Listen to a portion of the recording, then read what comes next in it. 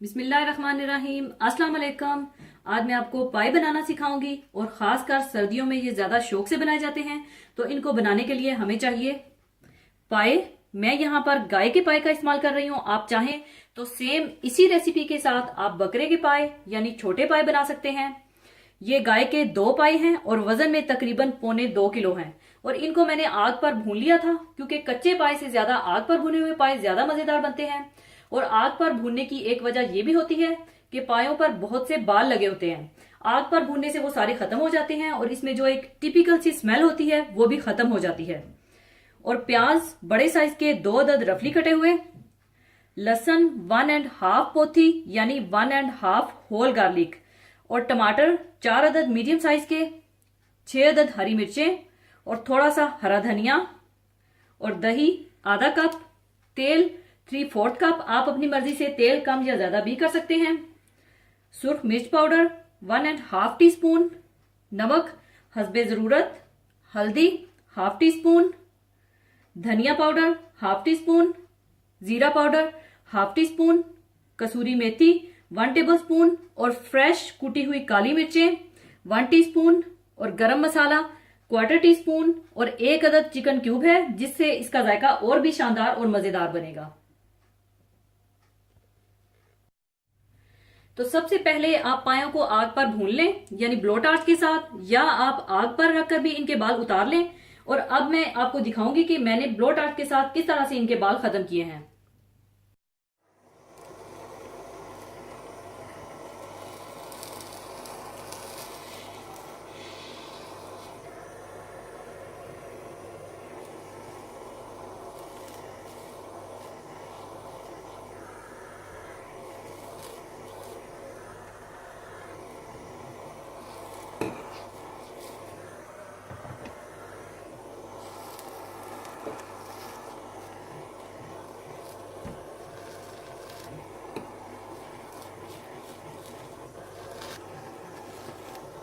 इसी तरह से आप सारे पायों के बाल उतार लें।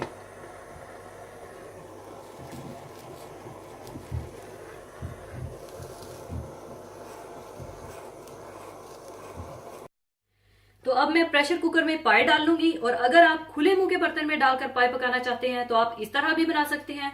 इस तरह भी पाए बहुत ही मजेदार बनते हैं।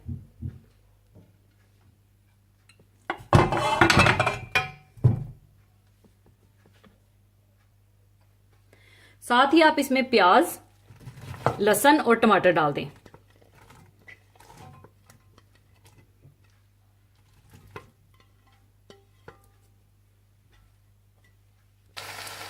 और साथ ही आप इसमें पानी डाल दें।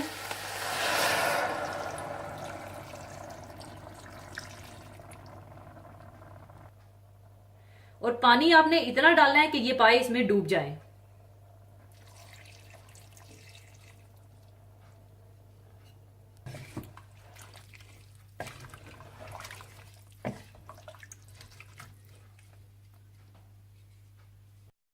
और अब आप इसमें हल्दी,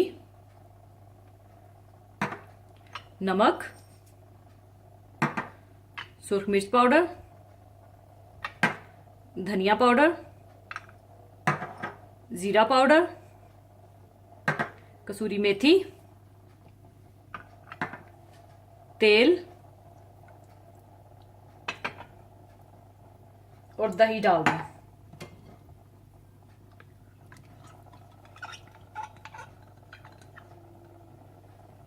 और 1 अदद चिकन क्यूब भी डाल दें और इसे अच्छी तरह से मिला लें।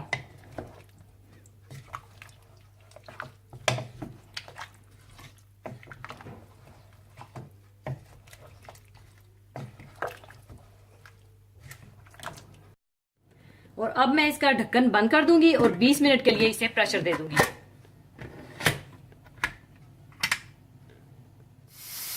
और जब प्रेशर कुकर का विसल बोलना शुरू हो तो 20 मिनट का टाइम आपने वहां से काउंट करना है। 20 मिनट प्रेशर देने के बाद अब इसे मैं खोल लूंगी और खुले मुंह के बर्तन में शिफ्ट कर लूंगी और अच्छी तरह से भून लूंगी।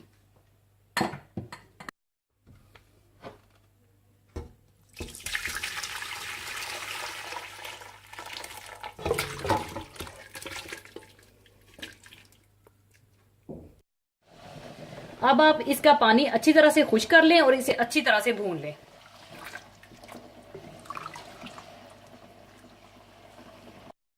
पानी खुश्क होने के बाद अब मैं इसे अच्छी तरह से भून रही हूं और साथ ही आप इसमें हरी मिर्चें काट कर डाल दें।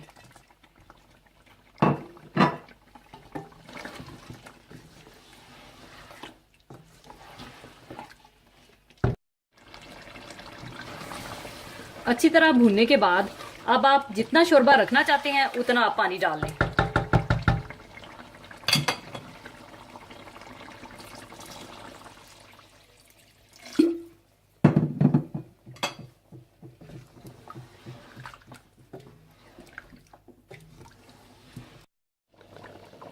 उबाल आने के बाद आप इसमें फ्रेश कुटी हुई काली मिर्चें, गरम मसाला और हरा धनिया डाल दें।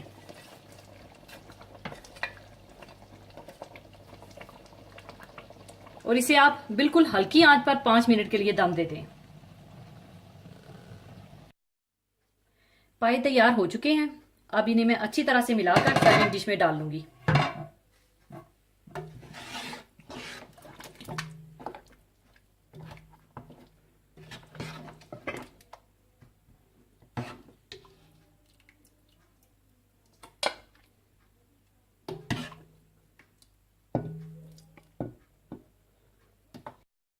ऊपर आप चाहें तो थोड़ा सा गरम मसाला डाल दें।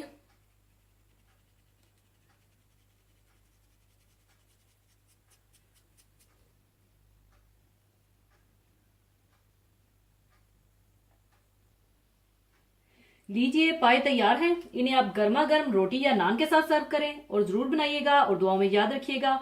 और जाने से पहले एक हदीसे पाक शेयर करना चाहूंगी। हदीसे पाक इस तरह से है।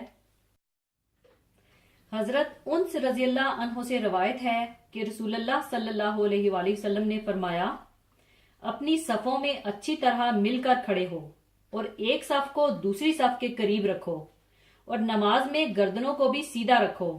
और इस जात की कसम कि जिसके कब्जा में मेरी जान है, मैं शैतान को सफों की खाली जगह में घुसते हुए देखता हूं, गोया वो बकरी का एक बच्चा है। नमाज तौहीद के बाद दूसरा बुनियादी रुकन है। ईमान के बाद नमाज सबसे अहम फर्ज है। मुसलमानों में एक गिरोह तो वो है जो नमाज ही नहीं पढ़ता। इनके मुतालिक नबी करीम सल्लल्लाहु अलैहि वसल्लम का इरशाद है कि ईमान और कुफर के दरमियान नमाज छोड़ने का फर्क है। दूसरा गिरोह वो है जो नमाज तो अदा करता है लेकिन नमाज बाजमात की पाबंदी नहीं करता। बाजमात नमाज के मुतालिक नबी करीम सल्लल्लाहु अलैहि वसल्लम का इरशाद है कि बाजमात नमाज तन्हा नमाज पढ़ने से 27 दर्जा ज्यादा होती है। नबी करीम सल्लल्लाहु अलैहि वसल्लम ने नमाज बाजमात के मुतालिक अपनी उम्मत को मुख्तलिफ हदायतें दी हैं। इनमें एक सफ़ों का एहतमाम है।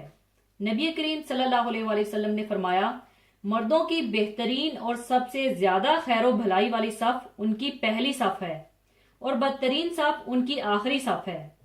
और औरतों के लिए इसके बरअक्स हदायत है। एक हदीस शरीफ से मालूम होता है कि जमात में नमाजियों की तादाद जितनी ज्यादा होगी उतना ही अजर सवाब ज्यादा मिलेगा। अगर नमाज में 2 ही अफराद हों तो एक इमाम बने और दूसरा इसके दाएं यानी सीधे हाथ की तरफ खड़ा हो जाए। इसलिए कि हजरत अब्दुल्ला इब्ने अब्बास रज़ियल्लाहु अन्हु रवायत करते हैं कि उन्होंने एक रात नबी करीम सल्लल्लाहु अलैहि वसल्लम के साथ नमाज पढ़ी तो आप सल्लल्लाहु अलैहि वसल्लम ने मुझे दाएं तरफ खड़ा किया। इमाम के मुतालिक नबी करीम सल्लल्लाहु अलैहि वसल्लम की तालीमात ये हैं कि लोगों का इमाम ऐसा आदमी हो जिसे कुरान पाक का इल्म ज्यादा हो। अगर इस सफ में लोग बराबर हों फिर वो इमाम बने जिसे सुन्नत नबवी सल्लल्लाहु अलैहि वसल्लम का इल्म ज्यादा हो, और अगर उसमें भी लोग बराबर हों तो फिर वो इमाम बने जिसकी उम्र ज्यादा हो। एक और हदीस में आप सल्लल्लाहु अलैहि वसल्लम ने फरमाया कि जब तुम में से कोई लोगों की इमामत के फराइज अंजाम दे तो इसे किरात में कमी करनी चाहिए, इसलिए कि मुक्तदियों में बच्चे, बूढ़े, कमजोर और हाजतमंद लोग होते हैं। हाँ, जब तन्हा नमाज पढ़े तो फिर जिस तरह चाहे पढ़े। मुक्तदियों के लिए ये हदायत फरमाई कि इमाम की पैरवी करें। जब वो अल्लाह अकबर कहे तो मुक्तदी भी अल्लाह अकबर कहे, और जब वो रकू करे तो मुक्तदी भी रकू करे। जब वो समी अल्लाहु लिमन हमिदा कहे तो मुक्तदी भी रब्बाना वलकल हम्द कहे, और जब इमाम सजदा करे तो मुक्तदी भी सजदा करे। गर्ज ये कि हर तरह से इमाम की पैरवी करे और किसी चीज में इमाम से आगे नहीं बढ़ना चाहिए।